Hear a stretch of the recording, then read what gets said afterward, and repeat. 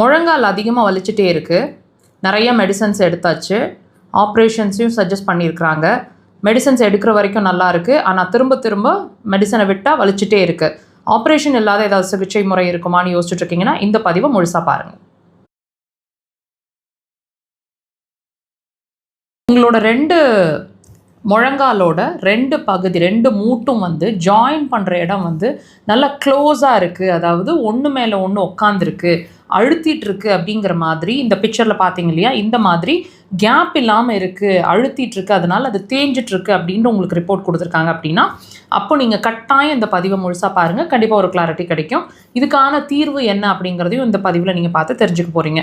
இந்த ஒன்றோட ஒன்று உரசிட்ருக்கு, அதனால் எலும்பு தேஞ்சிட்ருக்கு, இந்த மாதிரி கண்டிஷன்ஸ் ஏன் வருது அப்படின்னு கேட்டிங்கன்னா, அந்த இடத்துல கார்டிலேஜ் அப்படின்னு அதாவது தமிழில் குருத்து எலும்பு அப்படின்னு சொல்லுவாங்க. சி ஷேப்பில் இருக்கும் அது. இது இதோட மேஜர் வேலை என்னன்னு சொல்லப்படுதுன்னா, திடீர்னு ஒரு ஷாக், ஒரு ட்விஸ்ட் ஆகுது கால், இந்த மாதிரி ஷாக்ஸை அப்சார்ப் பண்ணி முழங்கால உறைவுத்தன்மை இல்லாமல், அதாவது ரெண்டையும் ஃப்ரிக்ஷன் ஏற்படுத்தாமல் வச்சிருக்கிறது அதோட வேலை. கேப்பை கொடுக்குற வேலைன்னு சொல்லலாம். இப்போ இந்த இடம் இந்த கார்டிலேஜ்ன்ற ஒரு விஷயம் டேமேஜ் ஆகிறது அப்படிங்கிற ஒரு கண்டிஷன், அதாவது தேய்மானம்னு நம்ம சொல்லலாம் தமிழில். இந்த கண்டிஷன் ஏற்படுது அப்படின்னா அப்போ 2 எலும்பும் ஒன்றோட ஒன்று உராய்வு நிலை ஏற்படும். ஸோ இதுதான் மெயினாக வலிக்கான காரணம்னு சொல்லப்படுது. ஸோ இந்த கண்டிஷன் உங்களுக்கு இருக்குது அப்படின்னா இதுக்கு நீங்கள் நிறைய மெடிசன்ஸ் எடுத்துகிட்டு இருப்பீங்க. ஆப்ரேஷன்ஸ் மெடிசன்ஸ் எடுக்கிற வரைக்கும் நல்லா இருக்கிற மாதிரி இருக்கும். மெடிசனை நிறுத்தினா அடுத்த நிமிஷமே வலிக்கிற மாதிரி இருக்கும்.